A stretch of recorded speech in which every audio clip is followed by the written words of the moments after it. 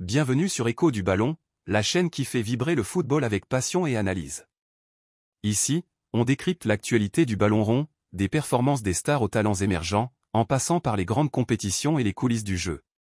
Que tu sois fan de la CAN, de la Ligue des Champions, ou des sélections nationales, Écho du Ballon t'apporte des analyses pointues, des débats enflammés et des exclusivités sur le football africain et international. Abonne-toi, active la cloche et prépare-toi à vivre le foot autrement, avec Écho du Ballon, là où chaque match résonne. L'international sénégalais Saliou Ciss sénégalais a trouvé un nouveau challenge en s'engageant avec l'entente Fény-Aulnois FC, un club évoluant en National 2 en France.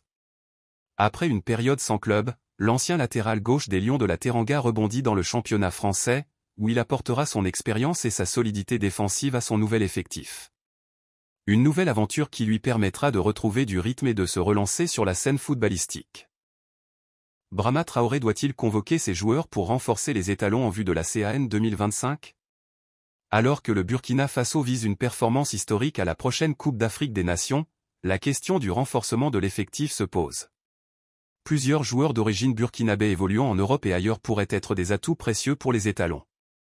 Parmi eux, Cyriaque Bicalou, 3, un milieu de terrain prometteur, capable d'apporter de la créativité. Lohan Dosset, Paris FC, jeune talent évoluant en Ligue 2, qui pourrait représenter une option d'avenir. Mohamed Zougrana, MC Alger, un milieu défensif solide qui brille en championnat algérien. Georgi Minungu, Seattle Sounders, un ailier explosif, évoluant en MLS. Yanis Simignani, Lugano, un profil technique intéressant qui évolue en Suisse. Alban Lafont, Nantes, un gardien expérimenté, qui pourrait stabiliser la défense burkinabé. Arthur Zagre, Excelsior Amsterdam, un latéral polyvalent, passé par le PSG et Monaco. L'intégration de ces joueurs pourrait-elle faire passer un cap aux étalons pour la CAN 2025 ? La balle est dans le camp de Brahma Traoré. Don Khalif propose une approche tactique intéressante pour les étalons. Nous avons de bons défenseurs, mais Brahma Traoré doit exploiter pleinement le potentiel d'Edmond Tapsoba en le positionnant comme milieu de terrain. À l'image de Pep Guardiola avec John Stones à Manchester City ou parfois Marquinhos au PSG, Edmond peut apporter une réelle plus-value grâce à sa capacité à casser les lignes avec ses longues passes. Selon Don Khalif, le schéma idéal pour la CAN 2025 serait un 4-2-3-1, avec Tapsoba et Sacha alignés sur la même ligne au milieu. Cette disposition permettrait non seulement de renforcer la récupération du ballon mais aussi de lancer rapidement des transitions offensives grâce à la vision de jeu et à la précision de passe d'Edmond Tapsoba. Une idée qui pourrait transformer le jeu des étalons et surprendre les adversaires en janvier prochain. Qu'en pensez-vous ? Est-ce la clé pour une CAN réussie pour le Burkina Faso ? À peine arrivé en Angleterre, Emmanuel Agbadou fait déjà sensation. Le défenseur ivoirien s'est rapidement imposé à Wolverhampton, au point d'être élu meilleur joueur du mois de janvier par les supporters du club. Son impact défensif, sa solidité et son aisance dans la relance ont été déterminants dans les performances des Wolves. Une adaptation express qui confirme tout son potentiel et qui pourrait être un atout majeur pour la Côte d'Ivoire en vue des prochaines échéances internationales. Éric Roy s'exprime sur l'arrivée d'Éric Macalou à Brest. Le coach du Stade brestois, Éric Roy, s'est confié sur l'arrivée imminente de la pépite malienne Éric Macalou, élu deuxième meilleur joueur du mondial U17 en 2023.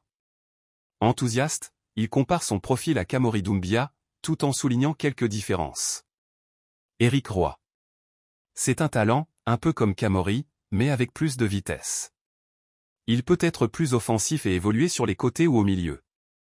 Il a encore besoin d'une semaine ou 10 jours pour obtenir son visa avant de rejoindre l'équipe. Quand il a signé, mes joueurs m'ont dit, pour les exercices de conservation, interdit de le mettre avec Doumbia. Concernant son intégration, Roy reste prudent mais optimiste. On observera son acclimatation. Arrivé à Brest en hiver depuis le Mali, ce n'est pas évident, mais lorsqu'il était avec nous en test, il s'est bien adapté. Quand il y a du talent, tout suit. Un nouveau défi passionnant pour Macalou Mali, qui pourrait bientôt briller en Ligue 1. Pape Cabral sénégalais signe son premier contrat professionnel avec l'AS Monaco jusqu'en 2028. À seulement 18 ans, le jeune talent sénégalais Pape Cabral franchit un cap important en s'engageant sur le long terme avec l'AS Monaco. Originaire de Keur-Massar, il a fait ses classes au CS Mainvilliers, club d'Eure-et-Loir, où il a évolué de 2013 à 2022 avant d'intégrer l'Académie monégasque. Doté d'un gros potentiel, Cabral poursuit son ascension avec l'objectif de s'imposer dans l'élite du football français et de représenter fièrement le Sénégal sur la scène internationale. Un futur crack à suivre de près. Mondial 2026, Sébastien Desabre Congo-Kinshasa vise et défie le Sénégal sénégalais. Malgré une 3e place dans le groupe B des éliminatoires avec 7 points, derrière le Soudan soudanais, 10 points, et le Sénégal, 8 points, Sébastien Desabre ne perd pas de vue son objectif principal, qualifier la RDC pour la Coupe du Monde 2026. Sébastien Desabre. Nous avons pour ambition de nous qualifier pour la Coupe du Monde, remporter la CAN et devenir l'une des 5 meilleures équipes africaines. C'est un défi que nous relevons dès maintenant. Notre demi-finale à la CAN 2024 prouve que nous sommes sur la bonne voie. Nous avons un effectif jeune, talentueux et déterminé à s'imposer sur la scène internationale. Avec cet état d'esprit, les Léopards comptent bien bousculer la hiérarchie et ravir la qualification au Sénégal sénégalais et au Soudan soudanais. La bataille pour la Coupe du Monde est plus serrée que jamais. Premier entraînement pro pour Pierre Dorival sénégalais avec l'OL, Moussa Niakhaté sénégalais voit en lui un futur grand. Après avoir brillé avec le Sénégal U17, vainqueur de la CAN U17 et 8e de finaliste au mondial, Pierre-Antoine Dorival a franchi une nouvelle étape en effectuant son premier entraînement avec l'équipe première de l'Olympique lyonnais. Moussa Niakhaté sénégalais, impressionné par le jeune talent, n'a pas tari d'éloges. J'étais super content. Dès notre premier exercice technique, je l'ai pris avec moi. Il était un peu timide au début, mais après il s'est lâché. Tout le monde l'appelle Kamavinga pour son look et ses longues jambes. Bientôt, il sera régulièrement avec nous. On aura un Kamavinga sénégalais. Pierre Dorival sénégalais, ancien de Dakar Sacré-Cœur, savoure ce moment.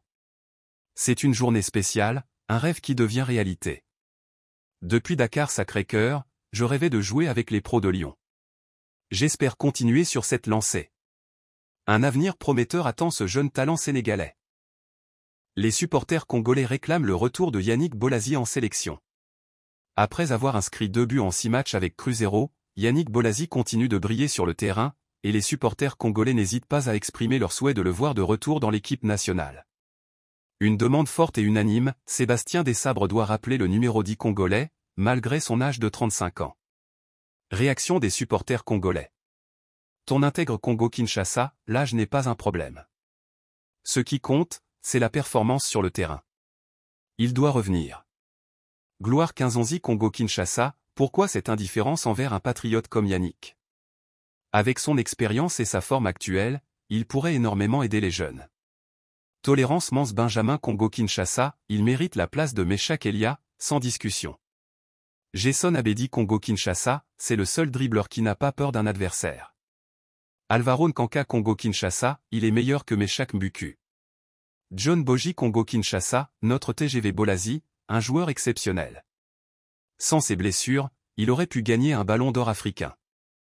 Le retour de Yannick Bolasie dans les Léopards ne devrait pas poser de problème, car malgré ses 35 ans, il reste une figure incontournable. À titre de comparaison, Sadio Mané sénégalais, qui a 10 ans de plus, continue de briller avec le Sénégal. Un retour qui semble indispensable pour renforcer les Léopards. John Obi Mikel nigérian critique encore Nicolas Jackson sénégalais, il doit être mis sur le banc. Après une longue période sans but depuis le 15 décembre 2024, John Obi Mikel n'a pas mâché ses mots concernant Nicolas Jackson et ses performances actuelles. Selon l'ancien milieu de terrain nigérian, Enzo Maresca devrait prendre exemple sur sa gestion de Robert Sanchez et donner une pause à Nicolas Jackson. John Obi Mikel a déclaré.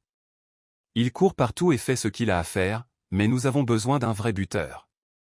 Quelqu'un qui sait comment mettre un ballon au fond des filets, ce que nous n'avons pas actuellement. Il a ajouté que Christopher Nkunku devrait être testé à la place de Jackson, soulignant qu'il est essentiel d'avoir un joueur capable de concrétiser les occasions. L'absence de réalisation concrète de Jackson depuis plusieurs mois semble de plus en plus préoccupante pour l'équipe, et certains estiment que cette période sans but pourrait avoir un impact sur la dynamique offensive de l'équipe. Nous arrivons à la fin de cette édition, où plusieurs actualités majeures ont secoué le monde du football africain et international. Des transferts en pagaille aux critiques acerbes des joueurs, chaque histoire illustre les enjeux et les défis du sport à son plus haut niveau. De Saliou 6 qui rejoint l'entente Fény-Aulnois FC en France à la montée en puissance de jeunes talents comme Pierre Dorival à Lyon, le football africain continue de briller et de se renouveler. Cependant, des tensions persistent, comme en témoigne la demande de retour de Yannick Bolasie en sélection ou les critiques sur la forme de certains attaquants comme Nicolas Jackson. Les enjeux sont nombreux, et chaque mouvement, chaque choix tactique ou chaque sélection peut marquer un tournant dans les carrières des joueurs et les ambitions des équipes nationales. Il est clair que l'avenir du football africain et mondial dépend de l'adaptabilité et de la capacité des entraîneurs à faire émerger les talents tout en maintenant une compétitivité de haut niveau. Merci de nous avoir suivis pour cette édition riche en informations. On se retrouve bientôt pour plus d'actualités et d'analyses sur l'univers du ballon rond. À très vite.